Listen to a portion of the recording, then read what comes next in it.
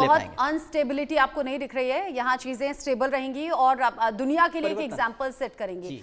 विष्णु प्रिया जो कि हमें नंबर्स के बारे में बता रही थी, राशि बहुत बार हम नहीं समझ पाते, नाम के हिसाब से क्या राशि है, जन्म के हिसाब से क्या राशि है, या कुंडली में क्या राशि है, लेकिन नंबर सबको पता होते हैं शायद। एब्सोल्युटली। देखिए, आज की डेट है 29 मार्च 2025, जिसका कैलकुलेशन टोटल आ रहा है 22, और 22 को हम मास्टर नंबर बोलते हैं। तो मास्टर नंबर्स जब आते हैं तो एक आप रीशेपिंग देखते हैं, रीस्ट्रक्चरिंग देखते हैं। ऐसे ही धरती पे भी जो आप असर देख रहे हैं, भले ही हम भूकंप की बात कर लें, चाहे सुनामी और इन सब चीज़ों की जो डिज़ास्टर्स होते हैं, तो इनके भी कारण बनते हैं कार्मिक नंबर्स। और अगर हम नंबर्स पे जाएँ तो नंबर 2, नंबर 9, इन पे भी बहुत ज़्यादा असर होने वाला है। लेकिन देखिए, राहु और केतु बहुत इंपॉर्टेंट रोल प्ले कर रहे हैं यहाँ पे शनि के साथ। तो राहु का नंबर इज़ 4, केतु का इज़ 7, और जो हमारे शनि का नंबर है उसका नंबर 8 है। तो जब राहु केतु की अगर हम बात करें तो राहु केतु हमेशा डिज़ास्ट्रस चेंज एक लाते हैं। तो इसीलिए ये जो अभी हम भूकंप की बात कर रहे हैं जो आ रहा है और देशों में, जो सडनली हम लोग देखते हैं कि एक अचानक से चेंज आ जाता है, हमारे पॉलिटिक्स में बहुत बड़ी चेंजेस आ जाती हैं, राजनीति में चेंजेस आते हैं, वो इसीलिए ही आते हैं। और अगर हम 8 नंबर की बात करें तो क्योंकि वो उसमें शनि का बहुत बड़ा, सैटर्न के बहुत ज़्यादा इफेक्ट्स होते हैं, तो आप इसमें कार्मिक चेंजेस बहुत ज़्यादा देखेंगे, एक नई शुरुआत देखेंगे आप। तो ये जो आज का दिन बन रहा है, ये एक तरीके से आपको 2026 के लिए एकदम तैयार कर देगा। ये रिबर्थ का दिन है, और अभी से आने वाले 40 दिन तक ये बिल्कुल सही है कि हमें थोड़ा सावधान रहना होगा, बिकॉज आप और भी शिफ्ट्स देखेंगे।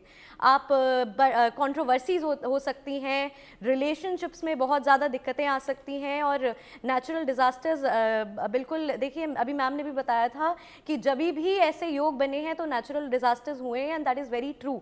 और उसका भी एक रीज़न है, just because of all the planetary positions. तो आप बिल्कुल देखेंगे अभी भी और डिज़ास्टर्स होने बाकी है। 40 दिन तक तो बहुत ज़्यादा आपको सावधान रहना है। बाकी अगर हम नंबर 2 की और नंबर 9 की बात करें तो अपने इमोशंस का बहुत ज़्यादा ख्याल रखना होगा, इनडिसाइसिव हो जाएंगे। 3 दिन तक बिल्कुल भी आपको कोई भी फाइनेंशियल डिसीजंस नहीं लेने हैं। करियर से रिलेटेड अगर आपने कुछ नया प्लान किया है तो उसको थोड़ा सा होल्ड पे लाना बहुत ज़्यादा ज़रूरी है।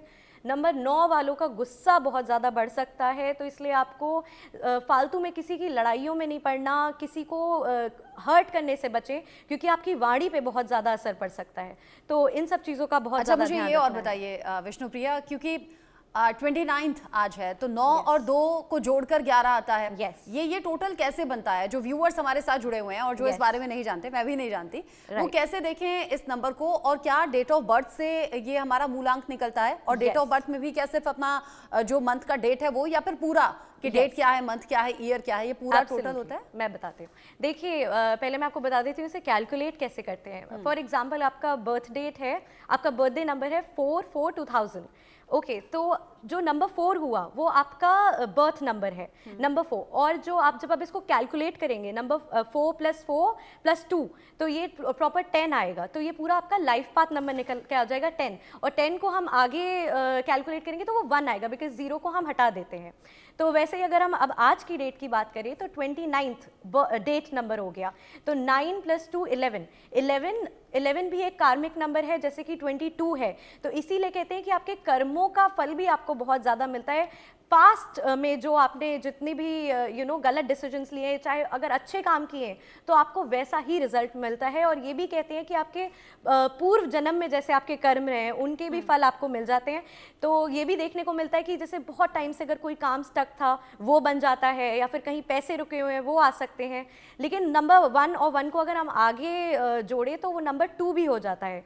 इसीलिए इस टाइम पे आपको थोड़ा काम रहने की ज़रूरत है। एंजाइटी बहुत ज़्यादा बढ़ जाती है। ऑलरेडी अगर आप डिप्रेशन में हैं तो वो थोड़ा सा और आप ओवर थिंकिंग करने लग जाएंगे।